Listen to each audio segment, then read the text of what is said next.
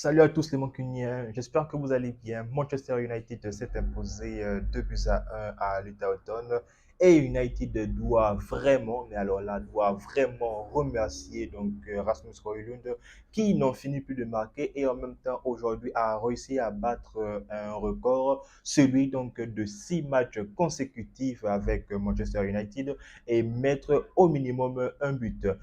Ça fait passer son total en première ligue, si je ne me trompe pas, entre à 6 ou voire 7 buts pour lui. Et en même temps, les gars, Manchester United a joué que pendant 6 minutes. Donc oui, Højlund nous met un but dans les 40 premières secondes de la rencontre, les gars. 40 premières secondes.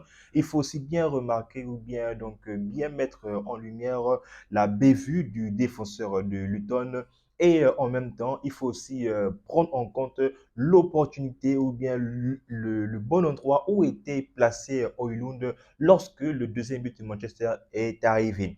Et en même temps, les gars, United, comme je viens de le dire, United n'a joué que pendant 6 minutes, donc en mettant le premier but et le second. United a carrément arrêté de jouer lorsque ils ont encaissé le but du 2 buts à 1 lors de la réduction du score face à, voilà, donc avec, je veux dire, l'équipe de Luton. Et on a pu assister vraiment à un match, je dis bien catastrophique de Manchester United.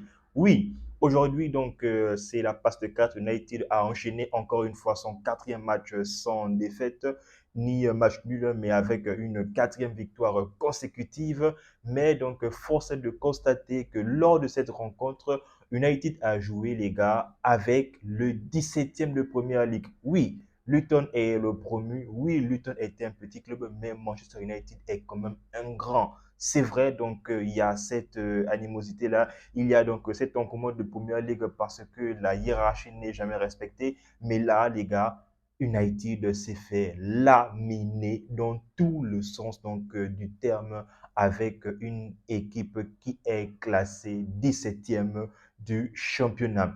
Et en même temps, les gars, je tiens à souligner la performance des adversaires, à commencer, les gars, par deux anciens de la maison qui sont Tenden Mengi ou encore voilà Chong, ce premier voilà Mengi qui a fait pour moi les gars un match vraiment spectaculaire. Celui-ci a non seulement arrêté que ce soit Højlund, que ce soit Rashford, on ne parle même pas, que ce soit la vitesse, que ce soit même dans les interceptions ou même encore Garnacho, celui-ci a vraiment été imperturbable, très impeccable lors de cette rencontre pendant les 90 minutes, les gars. Pendant les 90 minutes, le but encaissé par Manchester United par Luton, c'est un but, les gars. C'est chaud en fait, chaud à laisser le mot à l'attaquant de Luton. Et on le sait tous, à chaque fois que Manchester United, lorsqu'ils commencent bien leur rencontre et qu'ils encaissent un but, automatiquement, il y a leurs vieux démons qui refont surface. Et ça s'est vu pendant toute la première période, lorsque Luton a marqué le but de la réduction du score, United paniquait. United était carrément incapable de jouer devant le 17e de la Première Ligue. United ne pouvait même pas faire ressortir le ballon contre une équipe très très mal classée. Mais vraiment, c'était, comme je l'ai dit, catastrophique. Tous les ballons étaient seulement jetés. On dirait une équipe, voilà, peut-être même la Championship, même les équipes de la Championship jouent mieux. Parce que la qualité de jeu qu'a montré aujourd'hui Manchester United, c'est vraiment pitoyable. On dirait même pas une équipe qui a vraiment essayé de bien jouer lors des 45 premières, des 45 premières minutes contre Aston Villa. Mais là, c'était vraiment non seulement pourri, mais aussi catastrophique. On ne retient que l'essentiel, les 3 points. On maintient toujours les 5 points voilà, devant Aston Villa. Mais les gars, c'était vraiment pathétique de la part de Manchester, vraiment pathétique. Donc le score de buts à 1, c'est donc le score final. United s'est donc imposé comme le match contre Aston Villa, 2 buts à 1. Mais sauf que, comme je l'ai dit, les gars, c'était vraiment un match où United n'a vraiment pas existé. N'a vraiment pas existé. United essayait de jouer en contre-attaque. United essayait vraiment de soi-disant mettre leur jeu de transition en place, mais ça n'a clairement pas marché. Et aussi, les gars, Comment ça se fait que Casemiro, à chaque fois qu'il joue un match de PL, ce dernier prend toujours et toujours un carton jaune? Est-ce on va finir par voir un match de Casemiro sans qu'il ne prenne un carton ou bien sans qu'il enchaîne deux matchs de Première Ligue sans avoir un carton jaune? C'est vraiment très cruel. D'autant plus que celui-ci, lors de la deuxième faute qui a emmené un coup franc pour Luton, tout le stade de Luton voulait clairement que Casemiro prenne le second carton jaune, et qui dit second carton jaune dit forcément exclusion. Heureusement, l'arbitre a jugé cette faute moins grave que la première. Entre-temps, pour nous spectateurs, personnellement, je me dis que voilà, c'était donc une faute encore plus lourde que la première, même si involontairement, il a annulé l'action de l'automne. Mais aussi, les gars, il y a un joueur qui a vraiment éclaboussé toute la rencontre. Je parle ici là du récupérateur de Luton. Je fais allusion ici à Ross Barkley. Barkley qui a été clairement au four et au moulin pendant cette rencontre.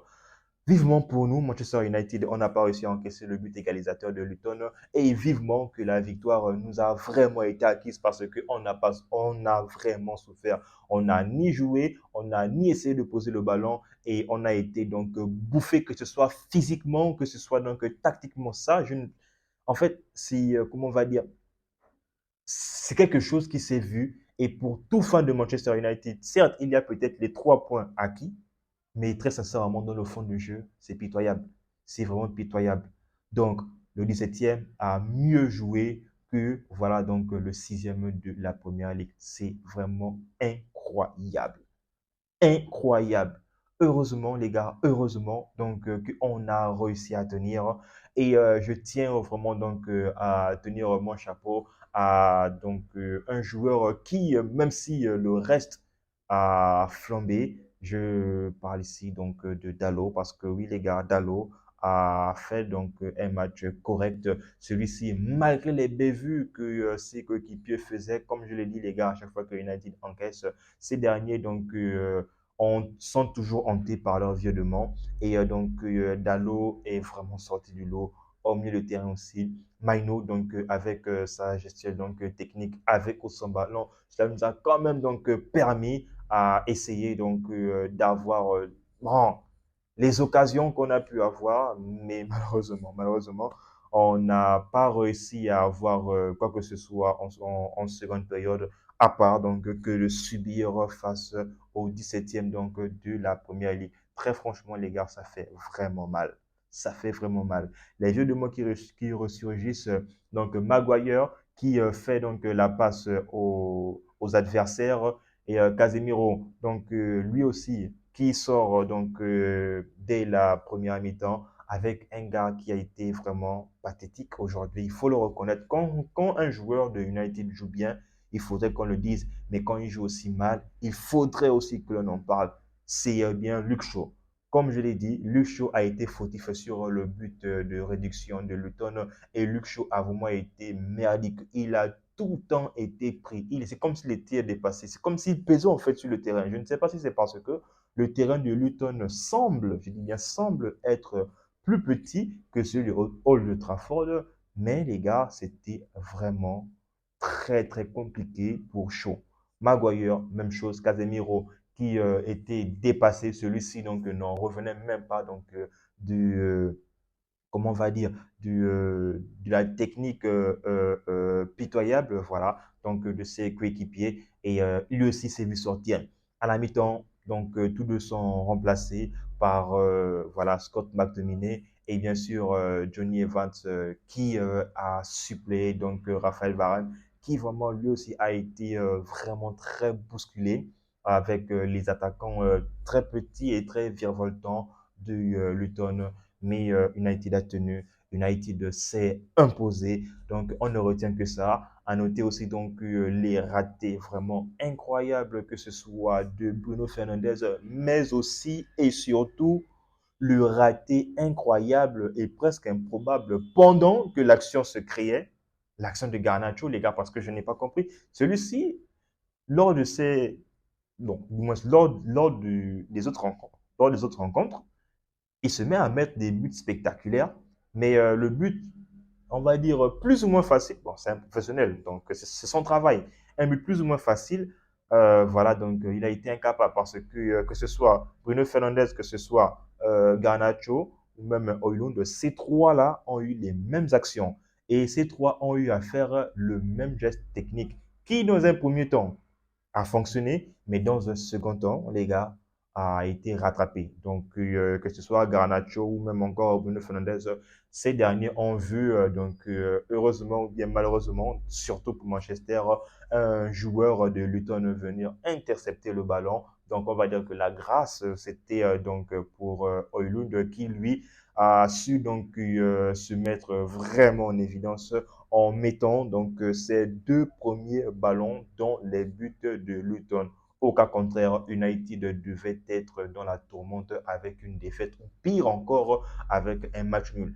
Eric Ten Hag, on l'a vu dépité, on l'a vu la tête basse regardant le sol, preuve qui montre la suffisance que Eric Ten Hag n'en peut vraiment plus. Il n'en peut plus. Oui, on peut faire état que voilà, United n'a pas des joueurs qu'il faut parce que l'infirmerie est garnie. Mais il y a aussi des joueurs qui sont dans l'académie qui eux aussi ont besoin de chances pour jouer. On a pu voir que Shaw a été vraiment en souffrance pendant cette rencontre. Il a été remplacé certes par Lindelof, mais Lindelof, on sait tous que ce n'est pas son poste de prédilection, même si aujourd'hui, il a réussi à tenir contre Luton, au contraire de ce qu'il nous a fait face à Aston Villa, mais ce n'est pas en fait un poste dans lequel celui-ci est à l'aise. Donc, c'était chaud. Manchester United a eu peur, mais au final, Manchester United l'emporte. Et voilà, reste toujours accroché aux espoirs d'une compétition européenne pour la saison 2024-2025. Et c'est vraiment de bon augure. Donc, les seuls points positifs que l'on peut retenir, c'est encore une fois, voilà, l'enchaînement des buts de Højlund et son record qu'il a réussi à battre, c'est, on va dire, le seul point positif à tirer pour cette rencontre. Oui, il y a des matchs comme ça. Voilà, Manchester United joue vraiment pitoyablement, mais réussit à s'en sortir avec une victoire. Mais la victoire reste une victoire. C'est le plus important. On reste sixième, on conforte notre place. Si vraiment ce qui compte. Donc, les gars, c'était le débrief de Manchester United lors de cette victoire. Donc, si vous avez aimé le débrief, n'hésitez pas de me le dire en commentaire. En attendant, les gars, on s'abonne, on reste en santé, mais surtout, tous bon cugnet.